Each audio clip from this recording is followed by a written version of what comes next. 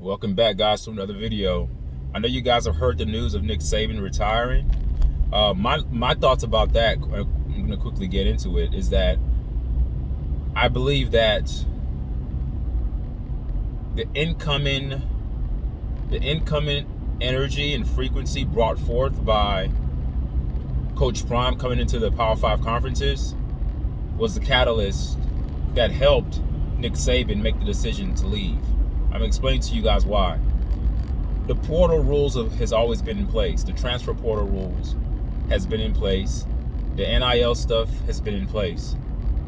But usually, whenever there are expectations and rules that are set in place, whenever you have standards that are put in place, oftentimes, or if not often, seldom times or even oftentimes, you will get that one person, that one individual, or that one group that comes in to expand and stretch the limits of that rule or expectation or that guideline. You know it if you have children. You may have expectations in the household. You're gonna have one or two of your kids that are gonna push the envelope. They're gonna go as close to the line as possible to see, how mom and dad are gonna react if I get too close to where I'm not supposed to be. I believe when Coach Prime came to Colorado, the uproar, the attention that it got, the use of the transfer portal by Coach Prime, and there's nothing wrong with what Coach Prime did. He was operating within the rules of what any other college coach can do. But the magnetic personality of Coach Prime drove out Nick Saban. I don't believe Nick Saban would have retired this soon if Coach Prime was not in Colorado. I believe that right now, if Coach Prime can do the right things and focus more on the football team and not have an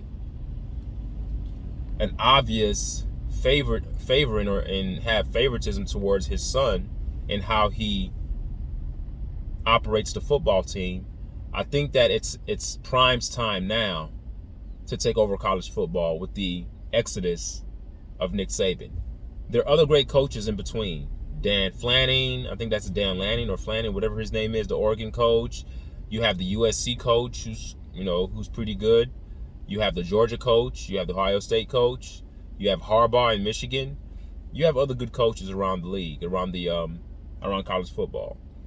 But when I'm talking about a brand, a name, see, when you thought of Saban didn't have the personality, but he had the wins. So his winning and dominance in college football created his brand. And he seemed like a very stoic man. He wasn't highly emotional. He seemed very rigid. He represents old school. He didn't have the vernacular like Coach Prime. He didn't have the quote-unquote like swag like Coach Prime. Yet we still associate and attach to Nick Saban a certain aura and a brand, a certain mystique about him. When you see him, when you see his face is emblematic of dominance, because that's what he did. He dominated. Not by his words, not by his flamboyant theatrics, not by his verbiage, not by him saying catchy phrases, not by him wearing sunglasses and shades and hoodies. And this is not a dig at Coach Prime. I'm just letting you guys know that his way of being talked about amongst many sports pundits wasn't predicated on his personality or his character. Whenever post-game conferences would occur, people weren't rushing to get to the microphone to give him interviews to hear what he had to say. But what you would do is rush to watch the game to see how his team would dominate. And I believe that's where Coach Prime has to get to. Coach Prime has a lot to learn. He's new. He's new to the Power 5 conference and coaching. This is just his second year. He's still a baby, even though he has experience in coaching elsewhere. But coaching in the Power 5 conferences, he's a baby. And I think that he's learning. He's learning from his mistakes. But I think we're going to see the real Coach Prime come out if he continues to stay in college football after his son Shedeur leaves. As long as his son Shedeur is still in Colorado, University of Colorado, not Colorado University, as I was corrected with somebody on the thread. It's not Colorado University, it's University of Colorado. So if Prime decides to stay after his son leaves University of Colorado, then we'll see the real Coach Prime come out. He's already made plenty of statements of how he of how he looks up to Nick Saban. He learns a lot from Nick Saban. I'm not saying that they're best of friends, but he respects Nick Saban. He admires Nick Saban. He looks up to him because he sees dominance. You know, Coach Prime is attracted to coaches and players that are dominant. He's attracted to Travis Hunter because Travis Hunter is dominant. Both sides of the ball, he's a beast, he's a monster. He's a quote-unquote a dog, as Coach Prime likes to allude to. So that's what Coach Prime is used to. He likes to hang around winners. He likes to hang around people that are dominant. He doesn't necessarily have to like you. But if you are dominant in whatever respected craft that you're in, he'll take a huge liking to you. So to me, in this situation, I believe that Coach Prime's emergence into the Power 5 conferences was a nudge to Nick Saban to get out of college football and get out of coaching Alabama. I say that because he was going to retire soon anyway. He's in his 70s. But with that said, I think he's almost in his 70s. Is he in his 70s? Well, he's an older guy. He's been coaching for years. I think he is in his 70s, if I'm not mistaken. And correct me if I'm wrong on the comment. If I'm wrong, I could quickly Google it and see his age. But I think he's close to 70, or he's in his 70s, or he's in his late 60s. But he's an older coach. Okay, he was going to retire soon. I didn't see Nick Saban coaching for another decade or even another 5 years. He was going to retire within 3 years. That's the shock that came to me. But when I start to analyze the scene of college football and the direction that it is moving into, it's no pun intended, it's prime for Coach Deion Sanders to take over. Like, everything is right there for him. We're moving into the age where players are being more selfish, and they need to be. It's about time that players start looking out for themselves, because for many years, colleges have been gaining major profits off these athletes, and these athletes put a lot of energy and effort into their craft.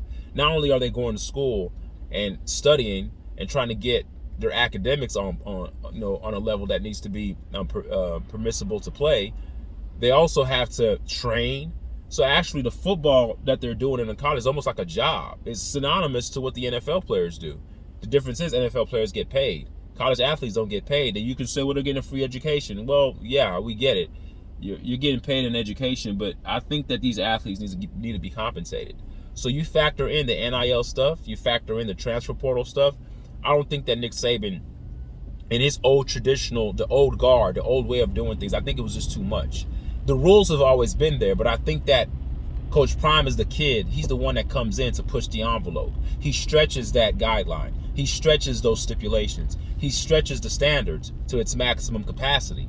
And I think that Nick Saban starts to see, I see where this is going. I can't compete. So Nick Saban understands, he leaves out why he was still on top. And though he did not win a national championship this year, it's okay. But he still, I think he won the SEC, if I'm not mistaken. I think he won the SEC. Or did he not? Yeah, he won the SEC. So he still went out on top. He didn't go out winning the national championship, but he still went out having a winning season, a winning record, and he left. Because if he stayed, the ability to compete with other campuses and other colleges with recruits, his ability to dominate with recruits was going away, because no longer can the name Alabama in itself just garner recruits, because you're starting to see the transfer portal and the emergence of the transfer portal and the NIL, and players are leaving too much. Too many players have the ability to bounce around as much as they want to, so there's no stability there. You have a guy like Coach Prime that has a gift of attracting people to his program, and I think that Nick Saban saw the writing on the wall. He knew his time was up as being the face of college football, because he was. Even though he didn't have to win national championships every year, but we associated dominance with Alabama without a doubt. When you thought of Alabama, you thought of Nick Saban and the way his system was ran and the way they dominated teams. They were dominant, without a doubt. So that's just my take on it. I feel that that's why. I mean, Nick Saban understood the rules. He understands the NIL and transfer portal stuff. He understands that. But I think that he started to see where this can go with a person like Coach Prime. And Coach Prime didn't do anything wrong. He just hopped in and took advantage of the guidelines and the rules that are in place for any college coach to use. But some people tend to benefit off of certain rules more than others. Some people benefit more. And I think that's why I think that college football is it's tailor-made for Coach Prime to take over if he operates the right way and takes advantage of it, and is very intentional with every move that he makes. I don't like how it's starting. I don't like all the movement. I don't like that after his first year that a bunch of coaches have left. I don't like the fact that players are just jumping ship. I don't like that part. I don't like the way he ran his offense. As a matter of fact, if you think that I just make a lot of things up as I'm talking, there's certain times where people will say certain things on my thread, and I'm like, boom, I know I'm not stupid, because sometimes I'm thinking, am I in and over my head here by saying certain things that I say, but I don't think I am. There was a guy that left it. I wish I remembered his user profile name. He said this. He said he watched the Amazon Prime. I'm not watching that. I think this year I'm going to do my best just to focus on what's on the football field. I'm not going to be looking. Sometimes I may look at well-off media just to get some information to have content. But I'm going to try to stay away from the agenda and the propaganda with the media stuff, because those things can kind of bend your thinking, because we all know that documentaries are not they're not non-fictional. They're not, because you can edit it. You can put in what you want to put in, and you can put the camera on certain people you want to put the camera on, and you're not really getting the full truth. You're getting truth in the way that the director and the producer wants you to get it. So it's slanted. Yes, it's factual to a degree, but it's not totally true in the whole grand scheme. So there was a person that left a comment on one of my videos. He said, "Look, I'm watching a little bit of the Amazon Prime documentary with Coach Prime, and this is what he said. He said during the game against TCU, when one of the running backs scored a touchdown, I believe it was Dylan Edwards, they showed what Coach Prime said on the sidelines. And if Coach Prime was smart enough, he probably would have edited this out. And this is why I believe what I believe, and I've been saying this for a long time. When he scored the touchdown, and I'm paraphrasing here, Coach Prime went to Sean Lewis and said, "Good job for making them think that we want to run the ball." I want you guys to listen to that if you didn't catch that. Good. Now they scored with the run. Coach Prime is just happy that they scored. But he's even more happy that now he has TCU thinking that they're going to run the ball. So that means running the ball is a form of a decoy for passing. So when I tell you guys that Coach Prime is about passing the ball and putting the ball in his son's hands to have his son shine, there's some credibility there to my statement. I'm not pulling stuff out of my ass. Think about it as a coach. You score a touchdown. You're not just happy that they scored. You go up to Sean Lewis. You're happy. You say, "Good job for making them think that we want to run the ball." Coach Prime doesn't want to run the ball. He wants you to think he wants to run the ball. He also doesn't really want to run the ball, because if he runs the ball and a beast is unleashed like Alton McCaskill, it's going to put a lot of pressure on Coach Prime and his offensive philosophy to be more run dominant. Because people are going to be asking, Alton McCaskill had over 100 yards in that game. Why are you not running him? Now there's no excuse of, we can't run the ball. We're behind the sticks. Coach Prime can't use that excuse anymore. So what do? You just, you call up, not that he's the offensive coordinator, but you're not going to put pressure on your offensive coordinators to run the ball.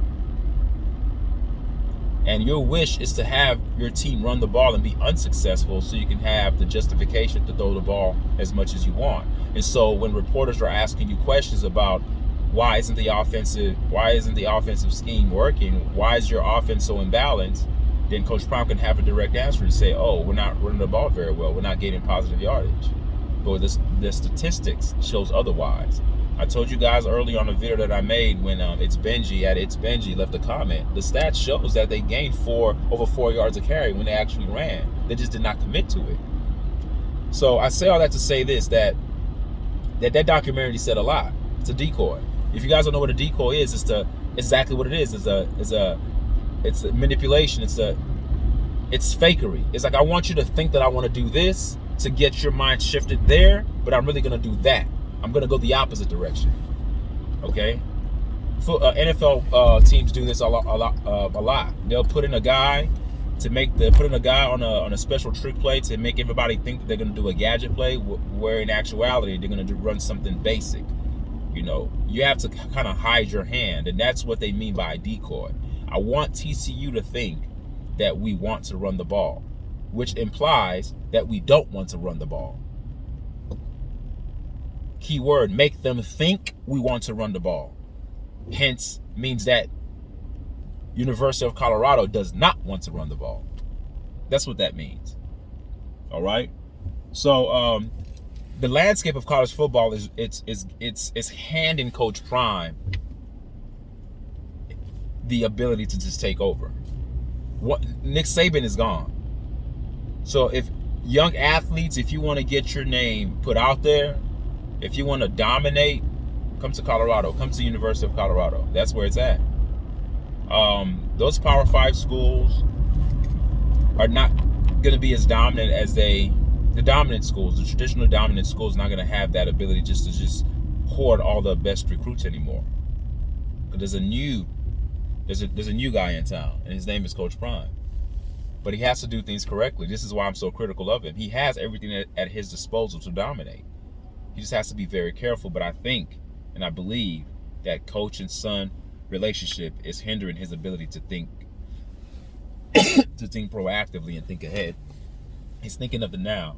Last year for his son, you better believe he's going to pull out all the stops to make sure his son's stats are good enough to be in the Heisman talks. I mean, if he was heavy about it last year, what do you think he's going to do this year in his son's last year? But I hope that's not the case. I hope he just runs a balanced offense and caters his team to his personnel, not catering his team to his son. Okay? But yeah, I really believe Nick Saban's exit is telling. There's a lot behind that. There's a lot of hidden messages, beneath the overarching decision. Everyone is focused on he retired, but I know why he retired. He retired because of Prime. He's not going to say it. It's time. I mean, now. He was going to retire soon, but the fact that he did it now, as soon as he did it, that's a sign that it's time for Coach Prime to take over. But the question is, will Coach Prime take over? I believe that if he stays at University of Colorado, I believe we'll see the true Coach Prime come out after Shedeur leaves. I think next year he's going to struggle. Just because it's too much change, too much turnaround. It's too much turnaround. I feel like the second year is going to be like his first year again, and I don't think that he's going to change his pass to run ratio. I think the pass to run ratio is going to remain the same, making him very predictable. And I don't know how many more hits Shedeur can continue to take if the offensive line doesn't hold up. Because we all assume that the offensive line is improved, and we'll see. Because you can get better pass blockers, but if you are predictable, it neutralizes the skill set of those offensive linemen. Because if the defense can already know what you're going to do before you do it, then it kind of, it makes it very hard for your offensive linemen to be productive. Because the defense already knows what you're going to do. If you're passing 90% of the time, it's easy to defend that. So we'll see what happens. I really wish that Coach Prime gets on it and gets the job done. But however, I think it's going to be a slower process than we all think. But I think that Nick Saban leaving is a sign that Deion Sanders, a.k.a. Coach Prime, needs to take over college football. It's right there for him.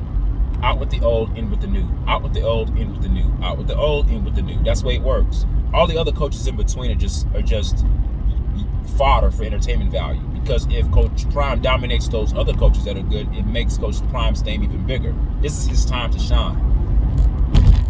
It's significant that it's a very significant symbolic time in college football, in a college football timeline, that Nick Saban leaves at this juncture. The fact that he leaves now at this juncture is very huge. Prime going into his second year with the University of Colorado. Nick Saban leaves. It's time for Prime to take over. And Prime looks up to him. He said, you saw the comment he made. He said we lost the GOAT in college football.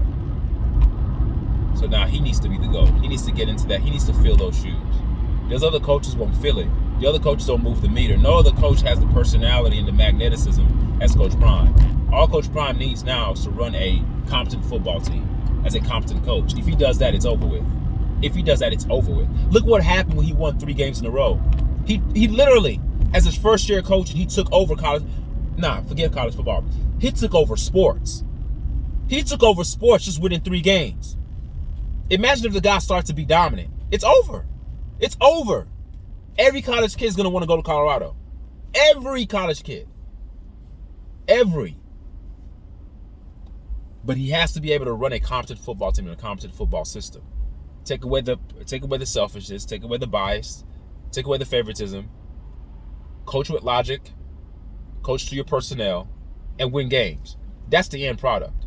That's the end product. That brand, I'm branding, I got to show myself. No. That's Shador stuff with the hat. No, just win games. If you win games, that takes care of everything.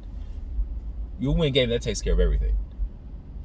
So it's for him to take over right now. Right now, 2024, it's Prime's time. But he has to take advantage of it. Because if he drops this, it's kind of like that, Eminem song, Lose Yourself. That song called Lose Yourself. This is your moment. This is your moment. You don't lose yourself. Find yourself. Take advantage of the moment. Opportunity only comes once. You get a great guy, a great coach like that exiting. Who's next? No one could fill Nick Saban's shoes. There's only one person that can fill those shoes. It's Prime. Because he's a direct opposite. Nick Saban, older white man. Coach Prime, younger black man. You couldn't ask for the two most opposite people in terms of not only their race, their personalities, the way they do things, the way they speak. Too different. The widest gap as you can find. That's why it's made for Coach Prime to take over. You're not going to because if you get another coach that came from the tree of Nick Saban, they're going to be almost Nick Saban-esque. We don't need any more Nick Sabans. We need somebody that's totally different from Nick Saban, but it has the magneticism and the allure and the power to dominate college football. And that's Coach Prime. It's right there for the taking. It's right there. It's right there. It's right there. When Kobe retired, when Michael Jordan retired and Kobe came in, people were like, Kobe's going to be the next Jordan. We don't need another next Jordan. We need somebody that's different from Jordan. Hence came LeBron. LeBron's game is totally different from Jordan's game. It's more actually closely aligned to me. He's more Magic Johnson than he is Michael Jordan. We don't need anybody to replicate or be an example or be closely, we don't need anybody's game or coaching style to resemble somebody else. We want somebody to come in unique and fresh, something that we haven't seen before. We haven't seen anything like LeBron James before. And before Jordan, we never saw anything like Jordan because Jordan didn't have anybody to look up to. I mean, they would sometimes say he reminds me of Dr. J, but Dr. J, in terms of his athleticism and the style of dunks, yeah, we get that. That's as close as similarities came. But in terms of style, the uniqueness, the airtime, the personality, everything about Jordan was unique. We never saw anything like him. We never saw anything like Will Chamberlain. So you have to come in and be new and different. We don't need another Nick Saban. We just need a new Prime. A Prime that's totally different from Nick Saban. And people are ready to make that shift. With the emergence of NIL, all right? With the emergence of NIL and the transfer portal, it's tailor-made for a person like Coach Prime to dominate because he has the personality to just use the portal to get the players he wants. He doesn't have to heavily worry about recruits. He can allow you guys to do the recruiting to get the young freshmen, and if the young freshmen don't pan out at your school, he can bait them to come to his campus, and then he'll still get top talent. He just gets the top talent in a delayed way. He doesn't get it immediately out of high school getting a 5-star athlete because he can't. I mean, he got Jordan Seaton. He was fortunate enough to get Jordan Seaton, the left tackle from high school, a 5-star athlete, and that's good. That's a good thing. But let's say Coach Prime does not get 5-star. He doesn't get a lot of 5-star athletes from high school. That's fine. He'll just get them through the portal.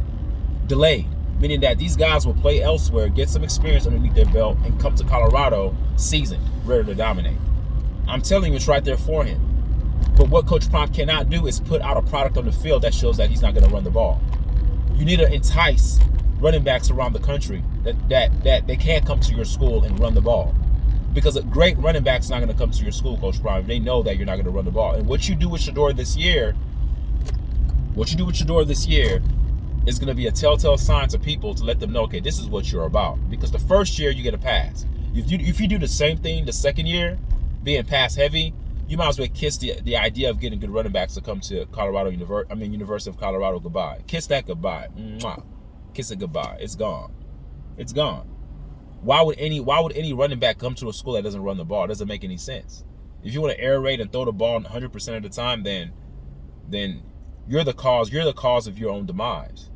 Because I don't give a damn how great of a team you are. If you're one-dimensional and you're overwhelmingly one-dimensional, teams watch video, they scheme against your one dimension. It's much harder to scheme against multiple dimensions. That's the way I look at it. That's everything in life. You got to have different approaches to how you're going to attack your defense. Not just using one way, doing the same thing all the time. So that's my take, guys. Nick Saban's gone, and it's time for Coach Prime to dominate. But will he? We'll see. All right, thank you guys for listening. Let me know what you guys think below. All right, bye.